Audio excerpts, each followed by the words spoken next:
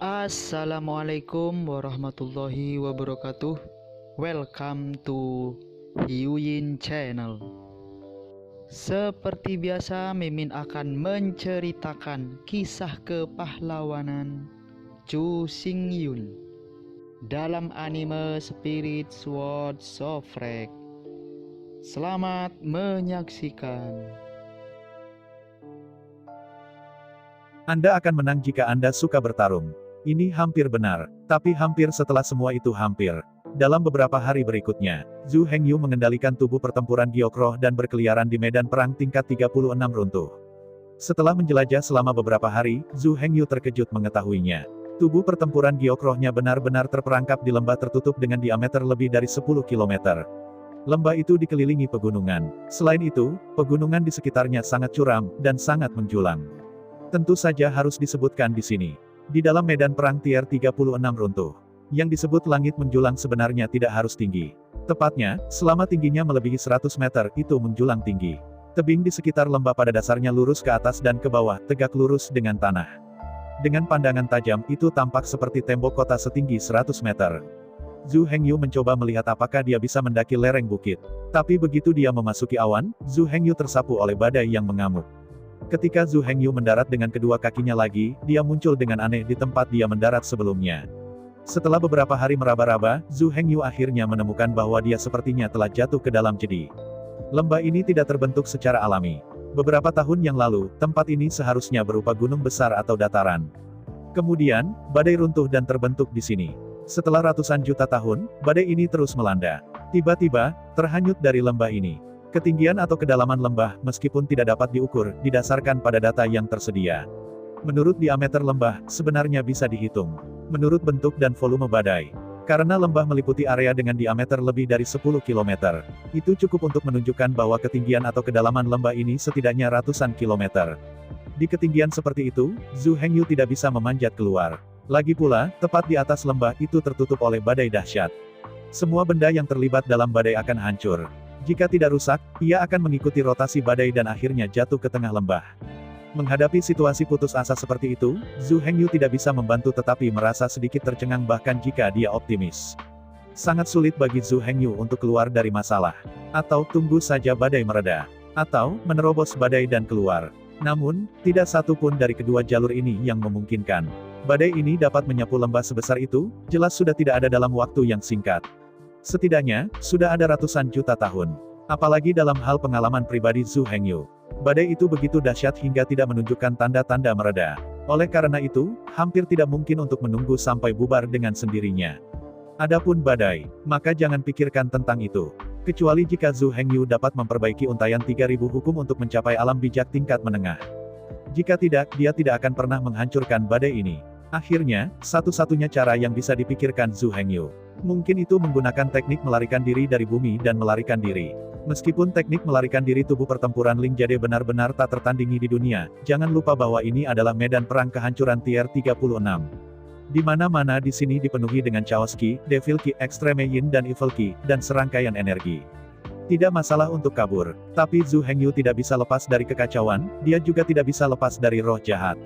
Faktanya, dalam medan pertempuran dari keruntuhan tingkat ke-36, semua teknik melarikan diri tidak mungkin dilakukan. Hanya karena energi di sini terlalu kaya dan padat. Dalam menghadapi situasi putus asa seperti itu, Zhu Hengyu tidak menyerah. Meskipun untuk saat ini, Zhu Hengyu jelas tidak memiliki jalan ke surga dan tidak ada cara untuk memasuki bumi. Namun, di tebing lembah di sekitarnya mungkin terdapat gua atau titik lemah dari tebing tersebut.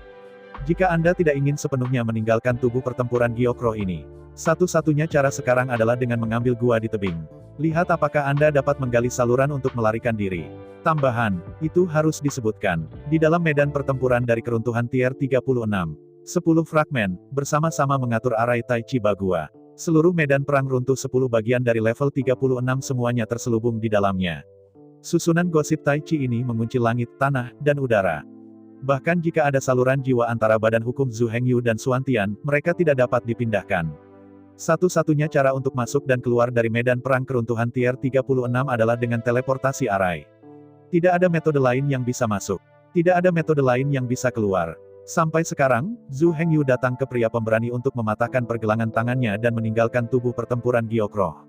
Dengan cara ini, Zhu Hengyu dapat mengendalikan roh dan kembali ke tubuh elang emas. Namun, sebagai upaya terakhir, bagaimana Zhu Hengyu bisa melepaskan tubuh pertempuran giok roh? Dalam keputusasaan, Zhu Hengyu menjelajah dengan hati-hati di lembah. Pepatah lama mengatakan, selalu ada jalan keluar. Zhu Hengyu percaya bahwa di lembah ini, pasti ada jalan setapak menuju keluar. Tapi kemudian, saya mencari lebih dari 3 bulan. Zhu Hengyu menjelajahi setiap sudut dari seluruh lembah. Tapi tidak menemukan cara apapun ke dunia luar. Apalagi setelah lebih dari 3 bulan eksplorasi. Zhu Hengyu sudah yakin, lembah ini sebenarnya bukan lembah. Tepatnya, ini adalah lubang yang tersapu badai. Lembah yang disebut adalah lembah yang dikelilingi pegunungan. Tapi sandpit bukanlah. Ini sebenarnya adalah tornado, debu yang terus menyapu tanah. Seiring berjalannya waktu, semakin banyak debu dan pasir yang menggulung ke angkasa. Perlahan, tanah menjadi lebih rendah. Seiring waktu, lubang dalam ini perlahan terbentuk. Setelah pencarian berulang kali, Zhu Hengyu sudah agak putus asa. Selanjutnya, jika ingin melanjutkan pencarian, Anda hanya bisa menjelajah ke ketinggian 100 meter di atas permukaan tanah. Masuki awan dan jelajahi tebing di sekitarnya. Mungkin, di atas tebing yang tersembunyi di balik penutup, ada jalan masuk ke dunia luar. Setelah membuat keputusan, Zhu Hengyu segera bertindak. Selanjutnya, Zhu Hengyu mengumpulkan keberaniannya, mengikuti tebing dan naik ke awan lagi. Kakak, ledakan, mengikuti tebing curam, Zhu Hengyu baru saja memasuki awan. Ribuan guntur meledak dengan keras. Dalam guntur yang berkobar, ratusan guntur langit dengan tangan tipis langsung meledak di tubuh Zhu Hengyu. Di bawah pengaruh kekerasan, dalam sekejap Zhu Hengyu terlempar dari tebing. Di bawah badai, ia hanyut mengikuti arus. Di bawah badai, Zhu Hengyu berbalik selama lebih dari 3 jam. Kemudian lagi, mengikuti putaran badai, badai itu mendarat di tengah lembah. Dengan kakinya di tanah, Zhu Hengyu duduk di tanah. Menatap ke langit, pusaran air badai tak berujung. Tiba-tiba, Zhu Hengyu benar-benar tidak punya pilihan. Apa yang harus dilakukan, apa yang harus kita lakukan untuk menerobos badai ini dan meninggalkan lembah ini? Sementara Zhu Hengyu sedang berpikir keras. Tiba-tiba, Zhu Hengyu tiba-tiba merasa bahwa tanah di bawah pantatnya tampak salah. Tanpa sadar mengulurkan tangannya, Zhu Hengyu membelai tanah.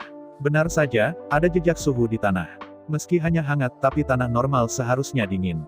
Untuk mengkonfirmasi temuan mereka, Zhu Hengyu menyelidiki sekeliling. Setelah investigasi, hanya saja tanah di tengah lembah agak hangat. Tanah di bagian lain lembah itu dingin. Dengan bersemangat, Zhu Hengyu kembali ke tengah lembah. Di bawah deteksi berulang Zhu Hengyu. Daerah hangat hanya berdiameter sekitar 10 meter. Setelah menentukan keunikan tempat ini, Zhu Hengyu diam saja. Keluarkan sekop tambang adamantite, dan gali ke tanah.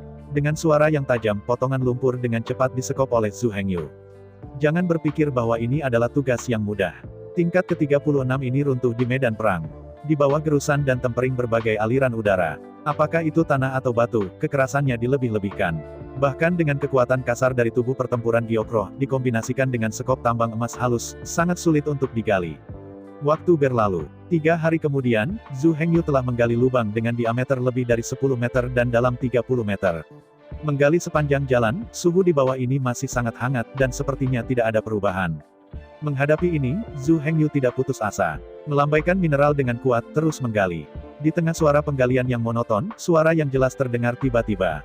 Pada saat yang sama, sekop emas murni di tangan Zhu Hengyu hancur. Lihat ke bawah dengan takjub. Seperti yang Anda lihat, batu giok hijau dengan pola di permukaan muncul di tanah. Lihat lebih dekat, batu giok yang penuh dengan pola luar biasa ini seharusnya tidak ada sendirian. Ada di artefak tertentu, setiap bagian. Gali harta karun itu. Tidak mungkin salah. Giok hijau zamrud ini ditutupi dengan pola yang luar biasa. Selain itu, pola-pola ini tidak terbentuk secara alami, tetapi disempurnakan secara artifisial. Tanpa diduga, ini harus menjadi senjata utama yang kuat dalam pertempuran runtuh. Dengan bersemangat, Zhu Hengyu sekali lagi mengeluarkan sekop emas murni, menggali di sekitar giok hijau zamrud. Cak-cah, gemerincing. Setelah menggali sebentar, salah satunya tidak terkontrol dengan baik, dan mineral itu disekop lagi. Dalam suara yang jernih, sekop emas murni itu kembali pecah. Untungnya, sekop penambangan emas murni ini sebenarnya dibuat untuk para penambang Chuanshan. Di ruang dimensi Zhu Hengyu, ada puluhan ribu jumlahnya. Satu rusak, dan satu lagi dikeluarkan. Setelah menghancurkan 7 sekop emas murni, Zhu Hengyu akhirnya menggali senjata ajaib itu dengan utuh. Lihat sekeliling. Itu adalah tongkat warna hijau zamrud. Tongkatnya berwarna hijau zamrud, seolah-olah diukir dari batu giok terbaik. Di kepala tongkatnya, ada giok hijau zamrud yang aneh. Lihat lebih dekat, giok hijau zamrud menunjukkan bentuk kepala burung. Tetapi jika Anda melihatnya dari kejauhan, Yang disebut kepala burung terlihat seperti pedang perang lagi. Lihatlah dari sudut lain, yang disebut pisau perang lebih terlihat seperti kapak perang. Tepatnya, kepala tongkat ini merupakan gabungan dari 3 ciri kepala burung, kapak perang, dan pisau tempur. Panjang keseluruhan tongkat itu sekitar 1,5 meter. Kepala burung di ujung tongkat seukuran telapak tangan orang dewasa. Tampilan keseluruhannya cik dan halus. Itu tidak terlihat seperti senjata. Sebaliknya, itu lebih seperti sebuah karya seni. Merayu, Shinzou melambai beberapa kali. Tongkat zamrud ini sangat berat dan sangat berguna. Dengan jentikan tangan Anda dapat menggunakan kekuatan kasar tubuh tempur Gyokro secara ekstrim. Ledakan, menghadapi dinding bumi di sebelahnya, Zhu Hengyu dengan keras menggerakkan tongkat giok di tangannya. Dalam sekejap terdengar suara gemuruh. Seluruh tembok bumi hancur dan runtuh. Jika bukan karena Zhu Hengyu melompat pertama kali melihat situasinya tidak baik. Saat ini, saya khawatir dia telah terkubur lumpur yang runtuh. Melihat tongkat giok di tangannya dengan kekaguman. Tiba-tiba, Zhu Hengyu tidak bisa menahan kegembiraan. Tanpa diduga, entah bagaimana saya terjebak di lembah ini. Sebuah berkah terselubung, gali tongkat giok. Zhu Hengyu diam-diam senang. Saat berikutnya, tepat di atas lembah, badai yang berputar tanpa henti membuat gelombang lolongan yang hebat. Dia mengangkat kepalanya dengan curiga, dan melihat ke arah langit. Apa yang kamu lihat? Badai di atas lembah menekan dari langit. Pada waktu bersamaan, badai yang memenuhi seluruh lembah secara tak terduga mulai menyusut. Ini, apa yang terjadi di sini? Di bawah tatapan tercengang Zhu Hengyu. Di atas langit, badai itu berdiameter lebih dari 10 km dan tingginya ratusan kilometer. Ini menyusut dan menyusut. Pada akhirnya, itu menyusut menjadi badai mini yang hanya sebatas pergelangan tangan dan panjangnya lebih dari 1 meter, seperti ular, dan masuk ke tongkat giok. Melihat pemandangan ini, mata Zhu Hengyu berbinar-binar. Meskipun, sebelum ini, Zhu Hengyu tidak tahu apa itu tongkat kerajaan. Tapi sekarang, setelah melihat badai itu menembus tongkatnya, dia sudah tahu jawabannya. Nyatanya, Zhu Hengyu seharusnya sudah tidak asing lagi dengan tongkat kerajaan ini. Terlebih lagi, dia telah melihat tongkat ini dengan matanya sendiri lebih dari sekali. Tongkat ini persis tongkat badai di tangan Ibu Pertiwi. Perlu disebutkan bahwa, ada total 3 artefak magis. Ketiga artefak ini adalah Storm Scepter, Storm Axe, dan Earth Scepter. Di antara mereka, tongkat kerajaan bumi adalah alat suci pendamping Dewa Ibu Bumi. Orang lain tidak bisa mendapatkannya, dan bahkan jika mereka mendapatkannya, mereka tidak bisa menggunakannya. Ibu Pertiwi menggunakan tongkat kerajaan untuk mengontrol kekuatan bumi. Oleh karena itu, tongkat kerajaan merupakan lambang status dan kekuasaan. Tapi itu tidak akan digunakan untuk pertarungan yang sebenarnya.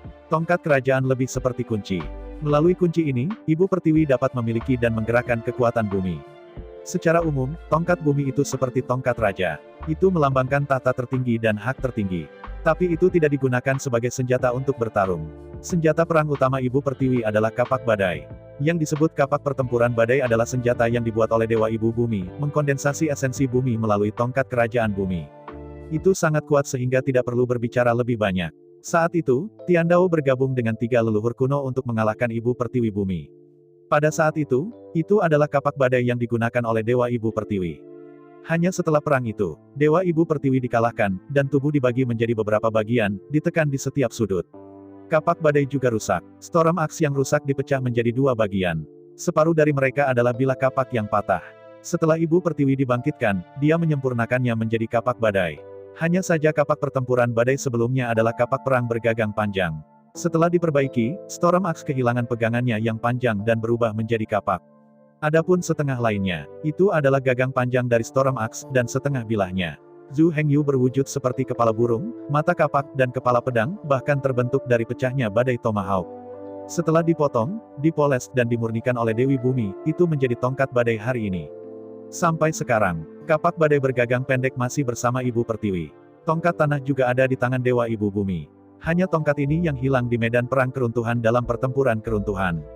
Tidak pernah terpikir bahwa Zhu Hengyu menggalinya hari ini. Melihat tongkat badai di tangannya, Zhu Hengyu tidak bisa menahan tawa ke langit. Meski, tongkat badai ini awalnya adalah senjata Ibu Pertiwi. Namun, sejak Dewi Bumi telah kehilangan tongkat badai ini, itu berarti nasib Dewa Ibu Pertiwi dan tongkat badai sudah berakhir. Zhu Hengyu tidak perlu kembali. Pepatah lama mengatakan, harta memiliki roh, dan hanya kebajikan yang hidup. Dan, Ibu Pertiwi sudah memiliki kapak badai. Tongkat badai tidak lagi dibutuhkan sebagai senjata utama pertempuran. Melihat tongkat badai di tangannya, kegembiraan batin Zhu Hengyu melampaui kata-kata. Untuk mengetahui tongkat badai ini, tetapi Ibu Dewa Bumi mengekstrak inti dari urat nadi benua kuno yang tandus dan memurnikannya. Benua kuno yang sepi saat itu masih utuh. Tidak ada bintang di langit. Hanya membayangkan, seberapa menakutkan esensi dari seluruh tanah tandus. Dapat dikatakan bahwa meskipun artefak ini bukan bawaan, itu pasti dapat dianggap sebagai harta karun. Bahkan jika itu digunakan oleh Dewa Surga kuno, Dewa Ibu Bumi, atau tiga leluhur kuno, itu benar-benar merupakan harta tertinggi. Namun, bahkan senjata ajaib ini mungkin tidak cocok untuk semua orang. Dalam teori, tongkat badai ini paling cocok untuk Dewa Ibu Pertiwi. Bagaimanapun, tongkat bumi ini pada awalnya dibentuk oleh inti dari urat bumi. Dan itu dibuat oleh Dewa Ibu Pertiwi sendiri. Secara teori, seharusnya tidak ada orang yang lebih cocok untuk tongkat badai ini selain dia. Tidak ada yang bisa menggunakan kekuatan tongkat badai lebih baik darinya. Tapi, tidak ada yang mutlak dalam segala hal. Sekalipun sama mulia dengan Dewa Ibu Pertiwi, ada beberapa hal yang lebih rendah dari manusia. Lebih cocok menggunakan tongkat badai ini daripada Ibu Pertiwi, maka hanya tubuh tempur Lingming. Tongkat badai ini, meski dibuat oleh Ibu Bumi sendiri. Selain itu, energi tongkat badai juga sepenuhnya dikendalikan oleh Ibu Pertiwi. Namun, dibandingkan dengan Lingming, Dewa Ibu Pertiwi masih sedikit lebih buruk, bahkan sedikit. Jika kita berasumsi, Ibu Pertiwi setara dengan kata-kata Ibu tongkat badai ini. Kemudian, tubuh pertempuran Gyokroh Zhu Hengyu setara dengan tongkat badai itu sendiri. Keduanya memiliki akar yang sama, bahkan bahannya pun sama persis. Apa yang lebih tepat daripada mengarahkan dan mengendalikan tubuh Anda sendiri? Secara umum, orang mendeskripsikan sesuatu yang mudah dikendalikan, dan biasanya suka menggunakannya seperti lengan. Tapi untuk tubuh tempur Lingming, ini tidak seperti lengan. Tongkat badai ini hanyalah perpanjangan dari tubuhnya. Atau dengan kata lain, ini hanyalah lengan ketiganya. Memegang tongkat badai, tubuh pertempuran Gyokroh tidak perlu dilatih sama sekali. Hanya dengan naluri, Anda dapat melepaskan semua kekuatan tongkat badai. Tongkat badai berisi badai debu. Setelah dalam keadaan pertempuran, badai pasir yang tak ada habisnya dapat dilepaskan. Badai pasir itu bukanlah badai pasir biasa. Debu pasir di dalamnya adalah debu berlian. Bahkan tubuh pertempuran yang mengklaim bahwa King Kong tidak buruk masih akan musnah di bawah pencekikan debu King Kong. Alasan mengapa tubuh pertempuran Gyokroh Zhu Hengyu dapat dengan aman jatuh ke lembah. Itu karena tubuh pertempuran Gyokrohnya dipadatkan dari alam chaos. Kekerasannya masih di atas debu berlian. Oleh karena itu, debu berlian sama sekali tidak dapat merusak tubuh pertempuran Gyokroh. Faktanya, pikirkan baik-baik dan Anda akan mengerti. Jika ada, Anda bisa selamat dari badai pasir. Jika Anda jatuh ke lembah ini. Jadi hari ini setelah 1 miliar triliun tahun. Lembah ini hanya berjarak lebih dari 10 km dalam arah vertikal dan horizontal. Bukankah semua jenis puing menumpuk seperti gunung? Ternyata, tidak ada apa-apa di sini kecuali Zhu Hengyu. Semuanya sebelum jatuh ke lembah. Mereka telah sepenuhnya terhapus oleh debu baja. Diamond Sand Dust adalah zat terkeras kedua di dunia kecuali tubuh giok pertempuran. Bahkan jika lawan memiliki tubuh tempur debu pasir berlian, mereka tetap tidak bisa menahan kekuatan pengikisan debu pasir berlian.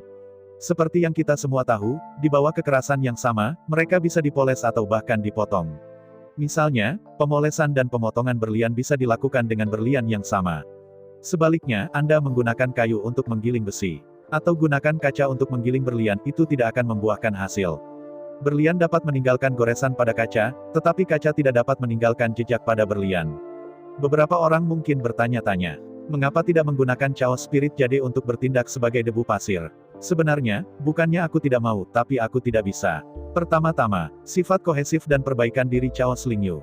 Gyokroh yang kacau tidak bisa diubah menjadi debu. Meskipun hampir tidak berdebu, itu tidak berguna. Segera, semua Gyokroh yang kacau balau akan secara otomatis mengembun dan memadat menjadi sepotong batu giok.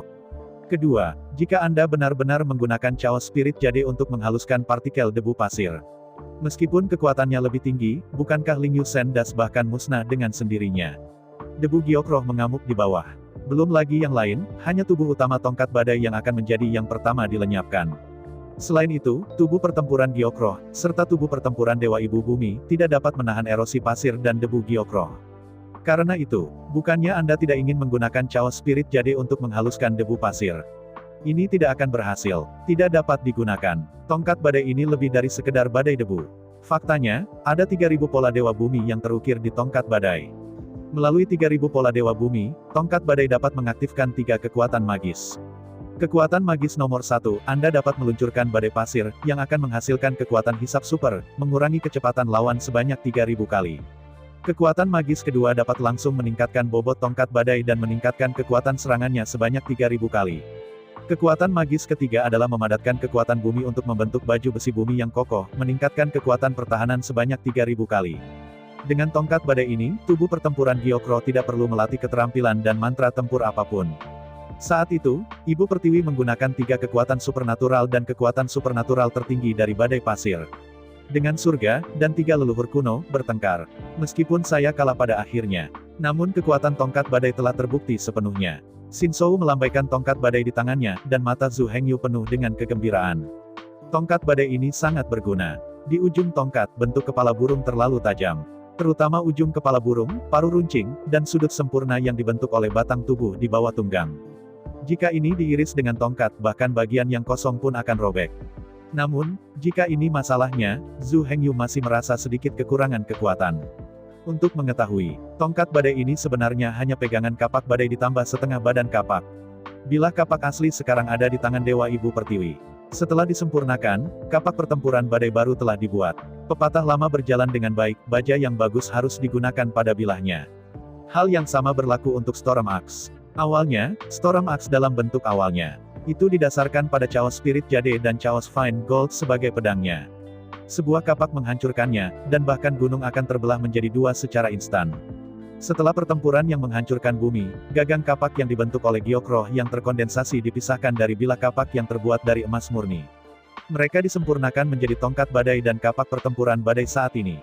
Oleh karena itu, hanya dengan tongkat badai ini, kekuatan penghancur tidaklah cukup. Ini bukan pertanyaan tentang kekokohan. Ini adalah pertanyaan tentang tidak tajam. Tidak peduli seberapa kuat batu giok itu, tidak setajam emas dan besi. Tapi untungnya, Zhu Hengyu sudah pasti tidak kesulitan untuk masalah ini. Hari ini, Zhu Hengyu tidak memiliki emas murni yang kacau balau, dan dia telah menyesuaikan bilah kapak untuk tongkat badai. Setelah Zhu Hengyu memiliki tongkat badai, dia tidak lagi membutuhkan gada emas. Sambil berpikir, Zhu Hengyu mengeluarkan jarum emas patah yang dibawanya. Selanjutnya, itu disempurnakan menjadi tongkat badai. Di bawah perbaikan Zhu Hengyu, jarum emas yang patah dan tajam dirantai ke bagian kepala dan paruh burung yang paling tajam. Tentu saja, karena itu perlu menggunakan ketajaman jarum emas yang rusak. Jarum emas yang hancur ini secara alami akan menjadi jarum sungguhan. Padahal jarum emas putus-putus ini sangat sulit dipakai. Tapi untungnya, jarum emas yang rusak ini awalnya disempurnakan dari gunung setinggi 3000 meter lainnya. Semua orang pernah melihat bentuk gunung itu. Semakin ke atas, semakin tipis ia, dan semakin tebal ia turun. Setelah menyusut ratusan juta kali, bentuknya sebenarnya bukanlah bentuk batang yang mutlak. Itu kerucut yang tebal dan tipis. Oleh karena itu, di bawah pemurnian Zhu Hengyu, paruhnya yang tajam berubah menjadi emas tua, bersinar dengan cahaya dingin yang menggigit. Di antara mereka, lebih dari 70% tubuh utama dari jarum emas yang patah terdapat di paruhnya. Hanya 30% dari titik paling tajam dan tajam yang terlihat di luar paruh. Merayu, merasa puas, dia melambaikan tongkat badai di tangannya. Zhu Hengyu merasa tidak pantas lagi untuk terus memanggil nama ini. Setelah memperbaiki jarum emas yang rusak, kekuatan tongkat ini sangat kuat. Meskipun bilah kapak hilang, kekuatan penghancur totalnya pasti lebih rendah dari versi asli kapak pertempuran badai.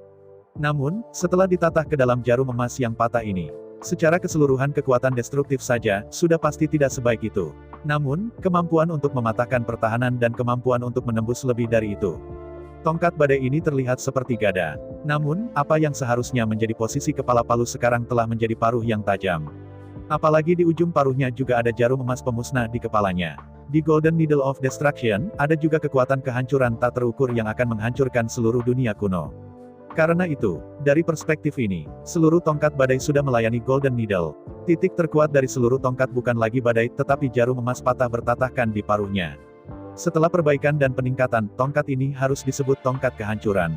Mengangguk dengan kepuasan, dengan lambaian tangan kanannya, Zhu Hengyu langsung menggabungkan seluruh tongkat ke dalam tubuhnya. Tongkat kehancuran, dan tubuh pertempuran Gyokro, terbuat dari bahan yang persis sama dan dipadatkan.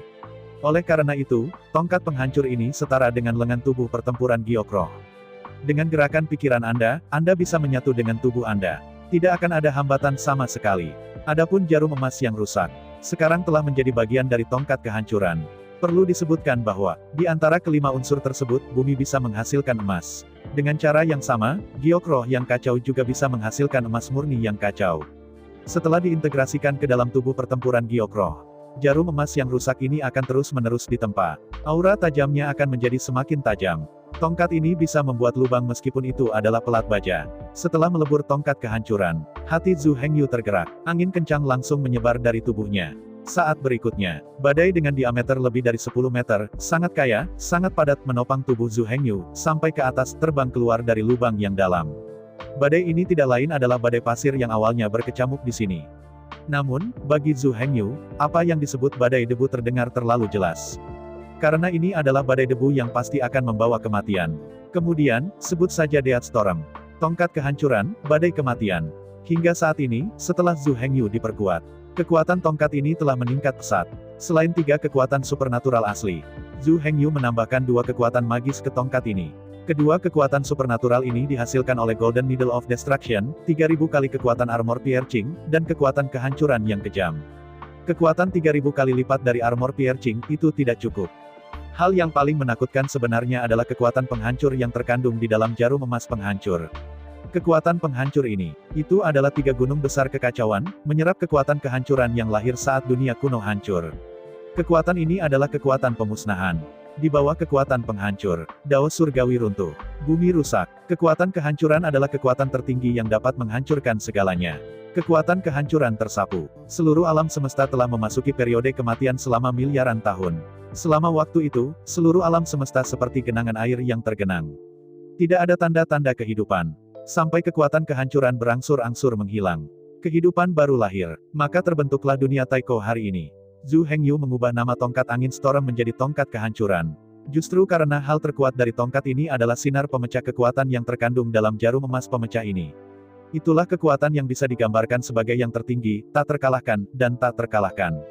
Memegang tongkat kehancuran, Zhu Hengyu memiliki kekuatan untuk bertarung tidak peduli siapa yang dia hadapi. Bahkan, dia memiliki kemampuan untuk memenggal kepala lawan secara paksa dan membantu tentaranya menyelesaikan reinkarnasi. Pada saat yang sama Zhu Hengyu terjebak di dalam lubang yang dalam. Sisi lain, di medan perang tingkat 3 runtuh. Badan Hukum Suantian memimpin 108 Demon Wolf Archer, berjuang keras melawan miliaran tentara yang roboh. Saat ini, tubuh Suantian Dharma, tergantung tinggi di atas langit, berada 3 km di atas tanah. Menghadap, ratusan juta tentara runtuh, membentuk lautan hitam, bergegas menuju kolam tempat benteng emas berada. Karena faktanya jumlah prajurit yang tumbang terlalu banyak. Semua prajurit yang roboh sudah berkumpul bersama. Jika yang di depan tidak bisa maju, yang di belakang tidak bisa maju. Melihat adegan ini, Badan Hukum Suantian tiba-tiba mengerutkan kening. Setelah merenung untuk waktu yang lama, Badan Hukum Suantian turun kembali ke tanah. Mengambil sejumlah besar material dari dunia Suantian, Badan Hukum Suantian disempurnakan secara tertib. Sisi lain, ketika Zhu Hengyu melaju melewati badai maut dan bergegas ke langit dari lubang yang dalam, Badan Hukum Suantian akhirnya menyelesaikan pemurniannya. Melihat sekitar, itu adalah artileri berat dengan tinggi 3 meter dan panjang 5 meter. Laras lubang hitam lebih tebal dari tubuh manusia biasa. Jika moncongnya diturunkan, pria dewasa yang kuat bisa masuk dari moncongnya. Apalagi panjang larasnya lebih dari 5 meter. Ke depan, senjata super berat ini. Badan Hukum Suantian tidak bisa menahan senyum puas. Senjata super berat ini sebenarnya adalah versi meriam yang sudah diperbesar. Kekuatan dan jangkauannya meluas 10 kali lipat.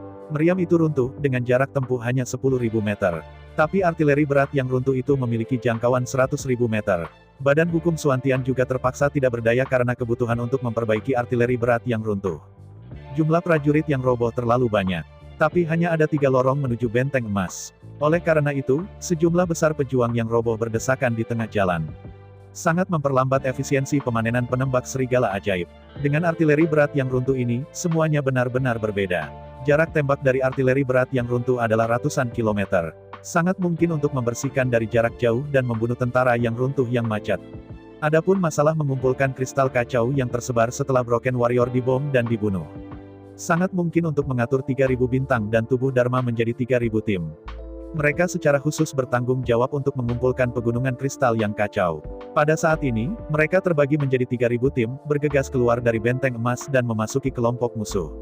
Lihat dengan merendahkan. 3 naga panjang itu bergegas dari kiri ke kanan untuk membunuh dalam formasi besar yang diletakkan oleh tentara yang roboh, berlari kencang secara horizontal dan horizontal.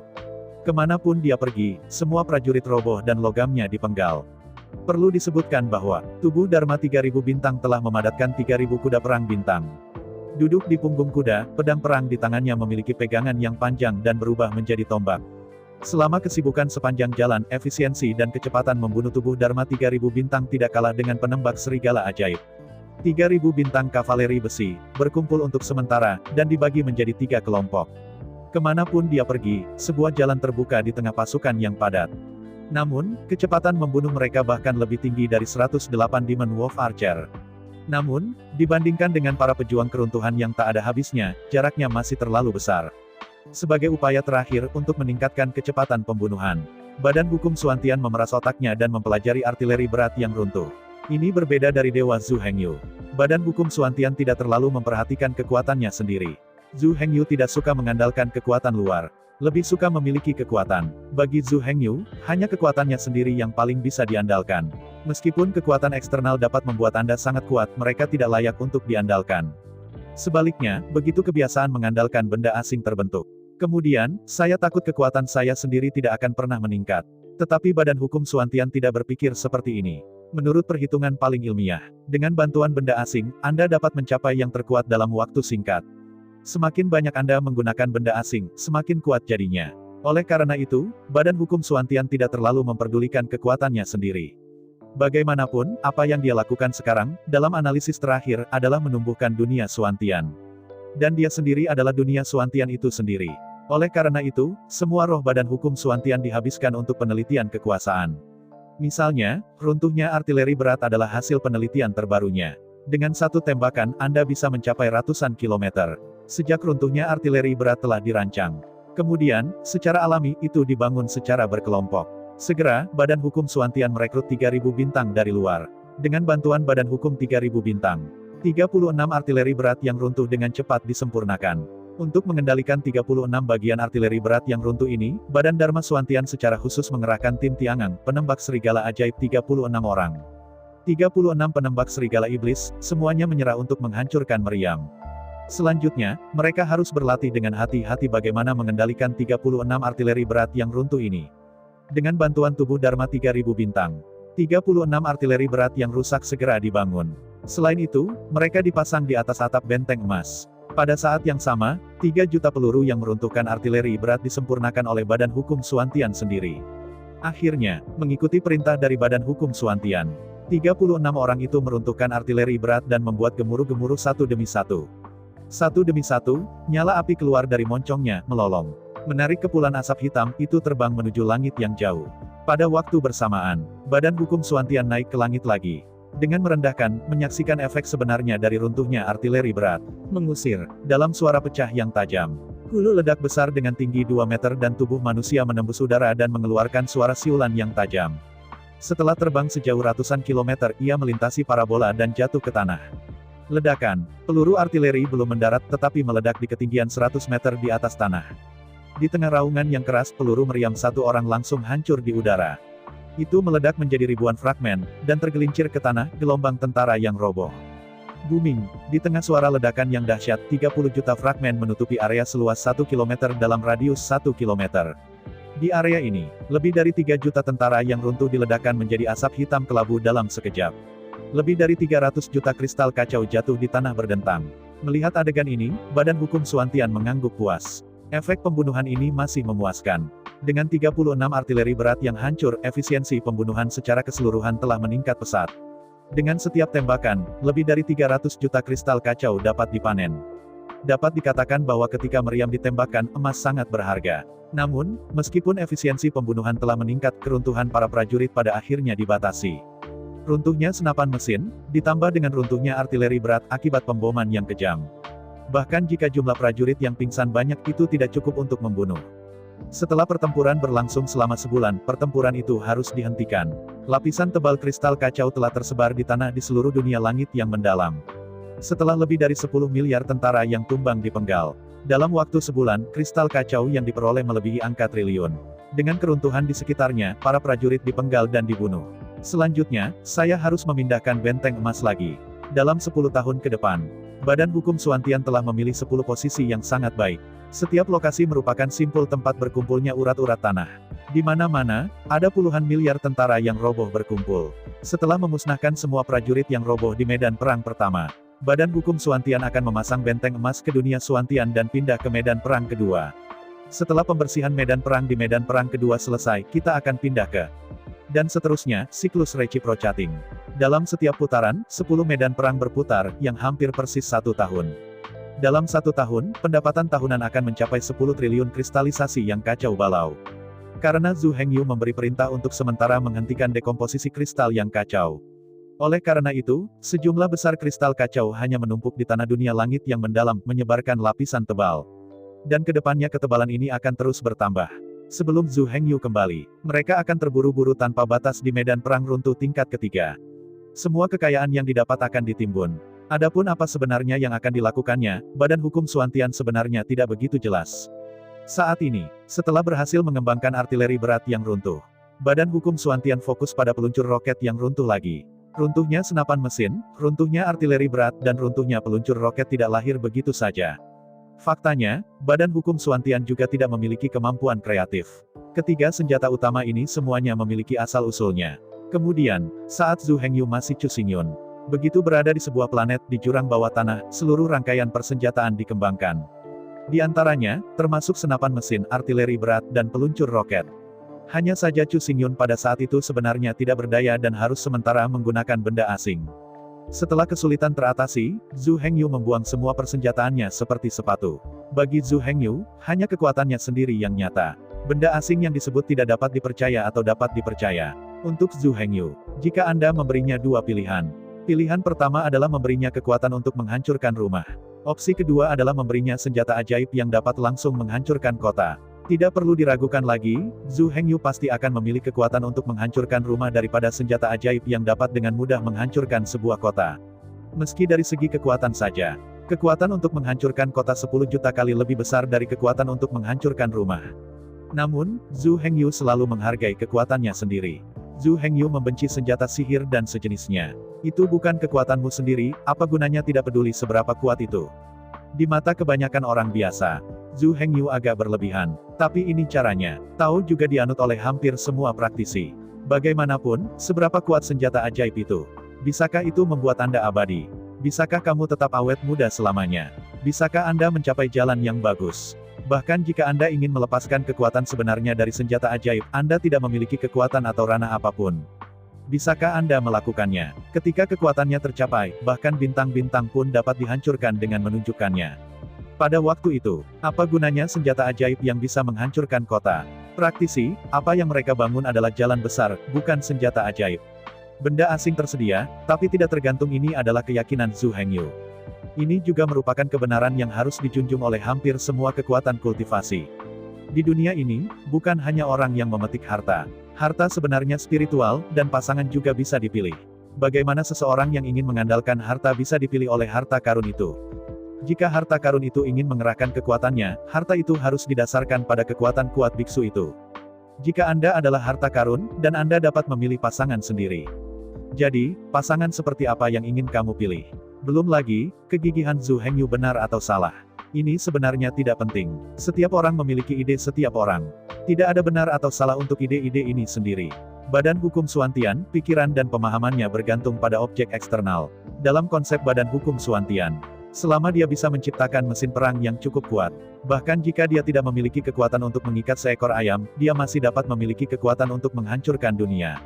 Karena itu, setelah menyempurnakan artileri berat yang runtuh, Badan Hukum Suantian tidak berhenti sampai di situ. Hal tersebut berdasarkan hasil penelitian dalam ingatan Zhu Hengyu. Atas dasar ini, itu ditingkatkan menjadi peluncur roket yang runtuh. Setelah tujuan ini tercapai, kemudian, benteng emas dipersenjatai dengan meriam rusak, artileri berat, dan roket. Secara resmi akan menjadi benteng perang yang tak terkalahkan. Kemanapun dia pergi, tidak ada rumput yang akan tumbuh. Pada saat yang sama, Badan Hukum Suantian bekerja keras untuk menghancurkan peluncur roket tersebut. Sisi lain, Zhu Hengyu mendorong tubuh pertempuran Gyokroh, memacu badai maut, berlari kencang sepanjang jalan. Dari kejauhan, tubuh pertempuran Gyokroh Zhu Hengyu tidak dapat benar-benar dilihat. Saya melihat awan asap hitam kelabu di ketinggian 100 meter di atas tanah. Dekat dengan awan, buru-buru sepanjang jalan. Tubuh pertempuran Giok Zhu Hengyu, bersembunyi di tengah badai kematian. Tenang dan tidak ada angin sepoi-sepoi di sini. Seperti yang kita semua tahu, tidak peduli seberapa kuat badai itu. Di tengah badai, suasana tenang. Faktanya, badai maut adalah sama. Dengan perlindungan dari badai maut, Zhu Hengyu tidak akan mudah terlihat oleh sisa-sisa sang Bhagava yang sesekali muncul di tanah. Bahkan sisa-sisa orang suci yang sensitif menemukan Zhu Hengyu. Dia juga bisa memicu badai kematian untuk pertama kalinya dan menyelam ke awan. Bahkan jika lawan mengejar ke awan, mereka akan segera kehilangan persepsi mereka tentang Zhu Hengyu karena turbulensi dan guntur di awan. Sambil berkeliaran sepanjang jalan, Zhu Hengyu melihat peta yang diberikan Jin Lan padanya dan akhirnya menemukan jalan yang aman. Nyatanya, Zhu Hengyu tidak lagi bergantung pada jalur aman ini. Bahkan tanpa jalan yang aman ini, Zhu Hengyu masih bisa terbang melewati awan. Hanya, jika objek referensi tidak ditemukan, rutenya tidak pasti. Zhu Hengyu sama sekali tidak bisa menentukan di mana dia berada. Karena dia tidak tahu posisinya, bagaimana dia bisa mencapai tujuan yang dia inginkan. Setelah menemukan referensi, Zhu Hengyu menentukan posisinya. Berbeda dengan peta, Zhu Hengyu menoleh dan terbang ke kiri depan. Kali ini, tujuan Zhu Hengyu akan langsung menuju pintu masuk Laut Chaos. Di bawah perlindungan badai maut, Zhu Hengyu dapat sepenuhnya mengamuk di medan perang 36 langkah yang runtuh ini, tanpa tabu. Badai pasir ini dibuat oleh Ibu Dewa Bumi. Itu adalah artefak utama dari Dewa Ibu Pertiwi, dengan kekuatan magis terkuat. Artefak suci tertinggi yang dibuat oleh Tuan Tanah Kuno yang sunyi. Jika Anda bahkan tidak memiliki kekuatan magis ini, maka itu aneh. Badai maut ini tidak hanya dapat melindungi semua persepsi, tetapi debu maut dalam badai maut juga dapat melenyapkan tubuh pertarungan lawan dan mengikis jiwa lawan. Selama Anda berada dalam badai maut, Anda akan menderita pukulan serba bisa sepanjang waktu. Yang paling penting adalah, badai kematian ini adalah siklon berputar berkecepatan tinggi. Akan ada gaya isap yang mengerikan, yang akan melibatkan semua yang ada di sekitarnya. Kemudian dalam waktu singkat itu benar-benar musnah oleh debu berlian, dan bahkan bedaknya tidak bisa ditinggalkan. Ini diubah menjadi partikel energi terkecil untuk mempertahankan dan memperkuat operasi badai kematian. Di bawah perlindungan badai maut, Zhu Hengyu berlari kencang, menghabiskan lebih dari setengah tahun, dan akhirnya melintasi pegunungan tinggi dan mencapai inti saluran transmisi. Saluran transmisi ditangguhkan tepat di tengah, di atas dua fragmen benua. Melihatnya, itu bukan saluran transmisi seperti jendela yang pecah. Mengebor melalui jendela ini dan memasuki area luar Laut Chaos. Saya memilah emosi saya. Zhu Hengyu memacu badai maut dan terjun ke lorong rusak yang bersinar dengan cahaya hitam. Ledakan, baru saja masuk ke saluran yang rusak. Dalam raungan sengit, udara kacau yang tak berujung melonjak menuju Zhu Hengyu. Lautan kekacauan adalah lautan yang terkondensasi oleh udara kekacauan. Karena gas chaos terlalu kuat, ia mencair menjadi lautan luas. Meskipun di dalam bagian yang rusak ini, itu bukanlah lautan kekacauan. Udara yang kacau di sini tidak mengembun menjadi cairan. Namun, gas chaos yang kuat masih menyapu seluruh bagian seperti badai. Biksu yang telah mengubah tubuh cahaya putih datang ke sini. Saya khawatir dalam 1 atau 3 saat, dia akan benar-benar musnah oleh angin kencang yang kuat dan tidak akan ada sampah yang tersisa. Hanya badan pertempuran Lord of Chaos yang memiliki kualifikasi dan kekuatan untuk menjelajahi Laut Chaos ini. Bahaya lautan kekacauan. Bukan hanya dari kedalaman lautan kekacauan. Faktanya, bahkan di tepi Laut Chaos, itu sangat berbahaya.